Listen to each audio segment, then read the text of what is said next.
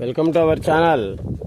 Pullapantula Rammurthy world teacher Sri Sadguru Subrahmanyam గారు అనటంలో సందేహమే లేదు.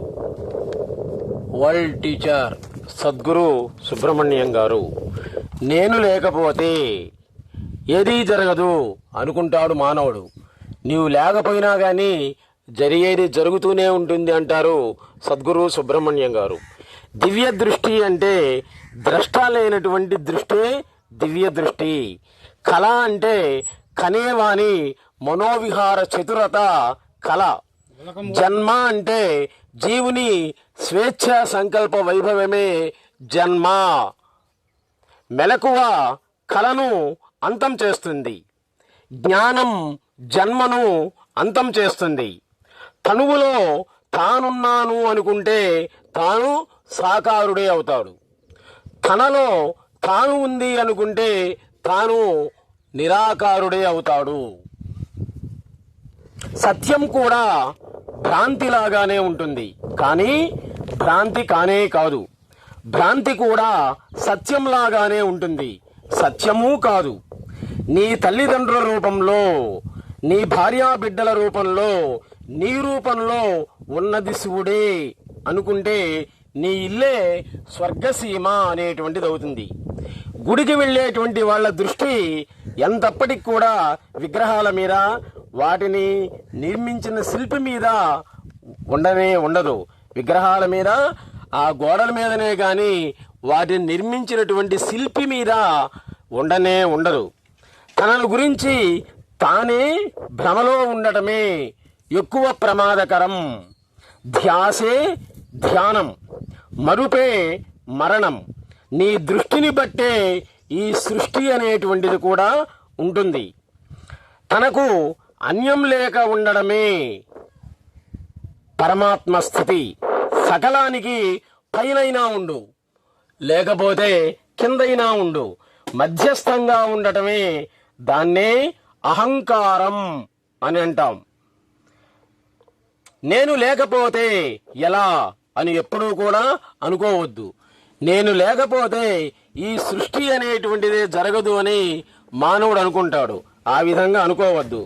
రావణాసురుడు లంకానగరంలో అశోక వృక్షం కింద సీతమ్మ వారిని దాచాడు. సీతమ్మ వారిని చంపడానికి రావణాసురుడు కత్తి దూశాడు.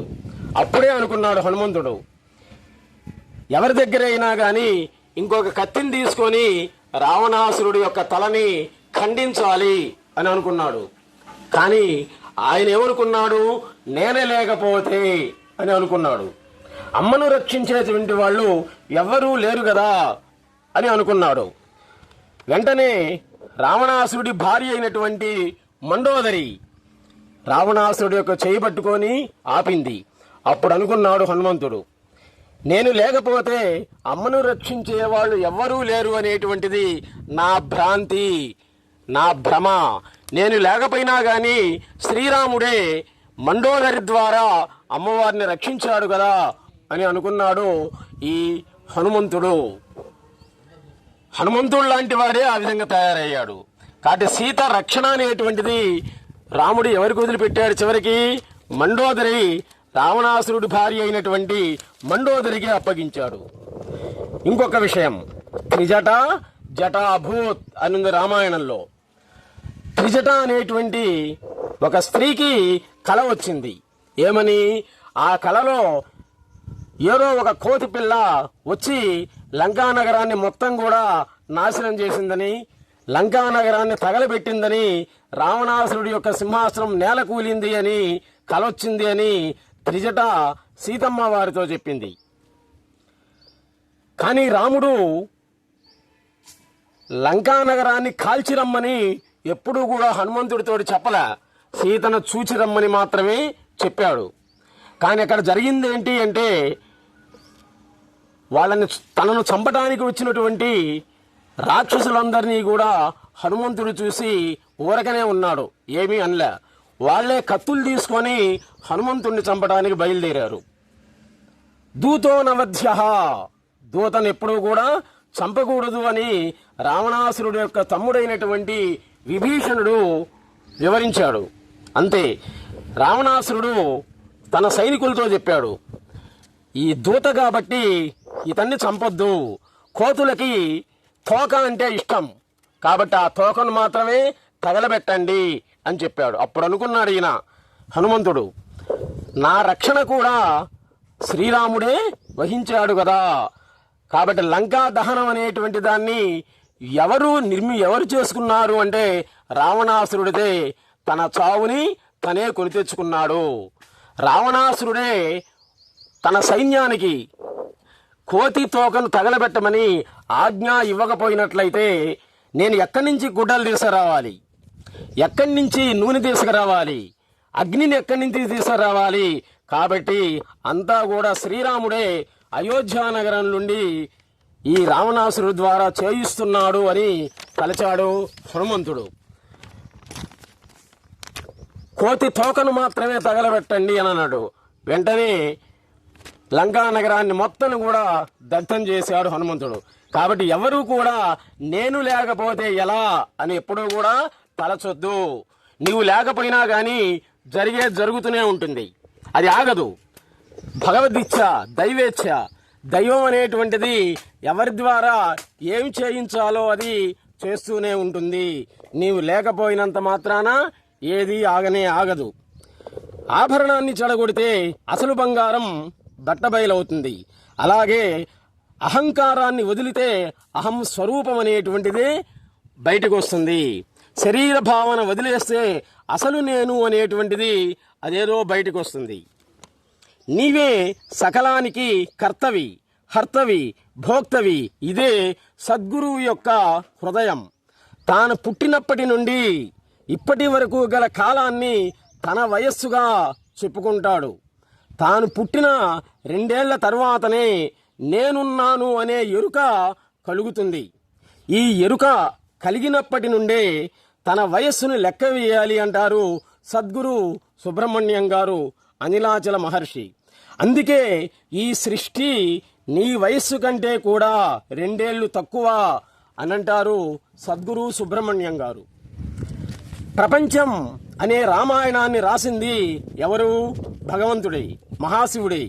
మహాశివుడే ప్రపంచం అనేటువంటి రామాయణాన్ని రచించాడు.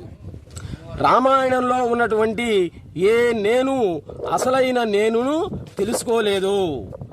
నేను అంటే దేవుని ఒక్కటే తెలుసుకునేది. అందుకే నిన్ను నీవే తెలుసుకో అన్నాడు రమణ మహర్షి. సత్యానుభవం అంటే సత్యాన్ని అనుభవించడం కాదు, సత్యమే నిన్ను అనుభవించడం అనేటువంటి అర్థం. చిత్ర విచిత్రమైనటువంటి విషయం ఏంటంటే జగత్ మిథ్య అని చెప్తాడు వేద పండితులు. జగత్ మిథ్య అంటేనే ఈ జగత్తులో దేనికోసం వెతుకుతూ ఉన్నాడు. అది ఎలా ఉంది అంటే చెంబులతోటి ఊరంతా కూడా శుభ్రం చేయడం అలా ఉంది. అది క్రమముక్తి అని అంటాం. కుంభవర్షం కురిసినట్లయితే నీవు ఏది శుభ్రం చేయాల్సిన పనిలా, ఆ వర్షం అనేటువంటిదే పరిశుభ్రతం చేస్తుంది. అది సహజ ముక్తి. ప్రశ్న లేని సమాధానం, సమాధానం ప్రశ్నే దైవం. అజ్ఞానాన్ని చూసే జ్ఞాని అజ్ఞానే, జ్ఞాని చూసే అజ్ఞాని జ్ఞానే. అగ్నిలో వేసిన కట్టెను తీసుకోలేము, కానీ జ్ఞానాగ్నిలో బూడిదైనటువంటి కట్టెను కూడా మనం తీసుకోవచ్చు అంటారు సద్గురు సుబ్రహ్మణ్యం గారు. ఇద్దరు కలిసి ఒకే కలను కనలేరు. జ్ఞానం అజ్ఞానం రెండూ కూడా శివ నిర్మితాలే. ఒకే జగత్తుని ఇద్దరూ చూడలేరు. తనువే నంది, తను వెక్కేటువంటి వాడే శివుడు. సకలంగా ఉన్న నేను, సకలము తనలో కలిగిన నేనును తెలుసుకోమని నిన్ను నీవు తెలుసుకో అన్నారు అరుణాచల మహర్షి, రమణ మహర్షి. సత్యం అనేటువంటిది చాలా భయంకరమైనటువంటిది. సత్యం ఉంటే తానుండడు, తానుంటే సత్యమో ఉండదు. రమణతత్వం అనుభవంలోకి వస్తే అసలు ఆయనే ఉండడు, నీవు కూడా ఉండవు. మహనీయులు, అజ్ఞానులు, అవధూతలు అందరూ కూడా దేవుడి దృష్టిలో 1వ తరగతి. ఒకటో తరగతి పిల్లల్లో బాగా చదివే వాళ్ళు కొంతమంది, ఫెయిల్ అయ్యే వాళ్ళు కొంతమంది, పాఠం అర్థం కానటువంటి వాళ్ళు కొంతమంది ఉంటారు. అయినా కానీ వాళ్ళందరూ కూడా ఒకటో తరగతి కిందికే వస్తారు. అదేవిధంగా అజ్ఞానులు, జ్ఞానులు, అవధూతలు, మహర్షులు వీళ్ళందరూ కూడా భగవంతుని దృష్టిలో ఒకటో తరగతి చెందినటువంటి వాళ్ళే అవుతారంటారు సద్గురు సుబ్రహ్మణ్యం గారు. అందుకే ఏది జరిగినా గాని దైవేచ్ఛగా భావించు అని అంటారు. శివుడు ఏదైనా చేయగలడు. మహాశివుడు ఆయన ఇష్టం, అది ఏదైనా చేయగలడు, ఏదైనా మోయగలడు. జ్ఞాని ఆయనే, అజ్ఞాని ఆయనే, మంచి ఆయనే, చెడు ఆయనే. ఆ ముచ్చట తీర్చుకోవటానికే ఈ సృష్టిని సృష్టించి ఏదో చేస్తున్నట్లు కాలక్షేపం చేస్తున్నాడు మహాశివుడు. మాయామయి అయినటువంటి అమ్మవారికి సాధ్యం కానిదంటూ ఏదీ లేదు. కాబట్టి అన్నీ కూడా ఆమెకి సాధ్యమైనటువంటివి. బింబం లేని ప్రతిబింబమే ఈ ప్రపంచం మొత్తం కూడా. పునర్జన్మలో కొత్త శరీరమే కాదు, కొత్త ప్రపంచమే ఏర్పడుతుంది. బ్రహ్మ యొక్క వాహనం హంస, విష్ణువు యొక్క వాహనం గరుడు, శివుని యొక్క వాహనం నంది. పరమాత్మకు ఈ 3 వాహనాలే అవుతాయి. కానీ దేవుని యొక్క నిద్రే సమాధి స్థితి.